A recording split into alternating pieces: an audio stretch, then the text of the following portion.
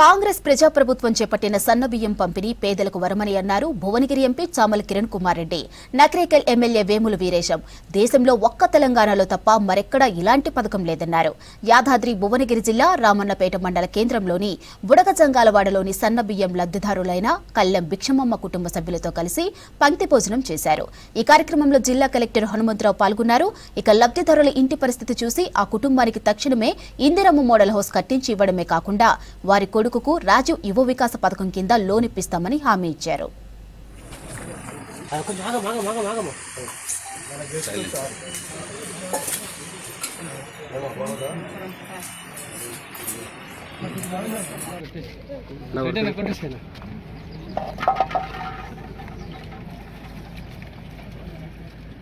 పేద వారికి ఇస్తున్నటువంటి సన్న బియ్యాన్ని ఈరోజు వాళ్ళ ఇంటికి వెళ్ళి అసలు వాళ్ళకు వచ్చే సన్న బియ్యం గురించి తెలుసుకొని వాళ్ళ సన్న బియ్యం భోజనం చేయాలనే ఆలోచనతోటి ఈరోజు మా ఎమ్మెల్యే వీరేశం అన్న గారికి పక్కనే ఉన్నటువంటి భూభారతి కార్యక్రమానికి వచ్చినప్పుడు లంచ్ మనం ఎక్కడైనా ఒక పేద ఇంట్లో ఒరిజినల్గా సన్న బియ్యంని ఆస్వాదిస్తున్న వారి దగ్గరికి పోదాం, వాళ్ళతో మాట్లాడదామన్న ఆలోచనతోటి ఈరోజు ఇక్కడ ఈ కార్యక్రమానికి రావడం జరిగింది.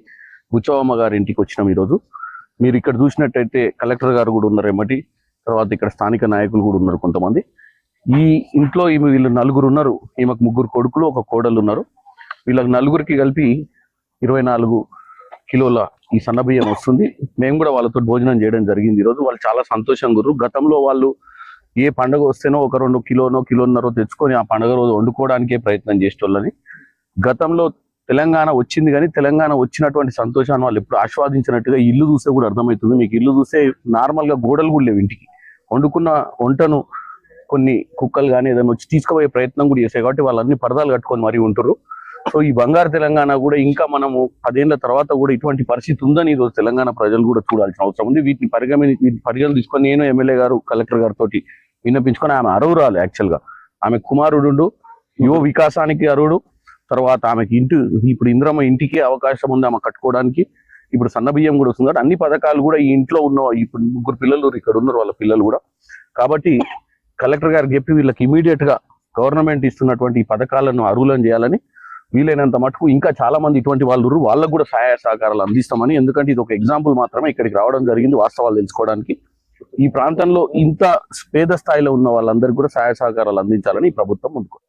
ఇక్కడ సన్న బియ్యం ఎట్లున్నాయని మా బుచ్చక్క గారి ఇక్కడికి రావటం జరిగింది. సన్న బియ్యము ఇస్తున్నందుకు వాళ్ళ ముఖంలో ఆనందం చూసినాం. వారి పేదరికము, ఇల్లు లేని పరిస్థితి చూసిన తర్వాత కలెక్టర్ గారు, ఎంపీ గారు, మేము రావణపేటలో స్టార్టింగ్ మోడల్ హౌస్ ఒకటి నిర్మిద్దాం, అది ఇక్కడి నుంచే స్టార్ట్ చేద్దామని చెప్పారు. 5-10 రోజుల్లో వాళ్ళకి శాంక్షన్ చేసి మోడల్ హౌస్ ఇక్కడి నుంచి స్టార్ట్ చేస్తాం. మిగతా ఇక్కడ లేనటువంటి వాళ్ళకు కూడా ఇస్తాము. బేసిక్ గా ఇందిరమ్మ ఇల్లు ఎట్లుంటది అనేటువంటి దానికి మోడల్ హౌస్ ఒకటి నిర్మించి ఇక్కడ స్టార్ట్ చేస్తాం. ఏమో స్టార్టింగ్ గా స్టార్ట్ చేసుకోవడానికి కూడా ఇబ్బంది ఉంది.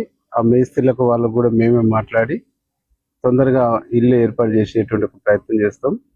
అంటే గౌరవనీయులు ముఖ్యమంత్రి రేవంత్ రెడ్డి గారు, civil supply minister Uttam Kumar Reddy గారు తీసుకున్న ఒక చారిత్రాత్మకమైనటువంటి నిర్ణయం.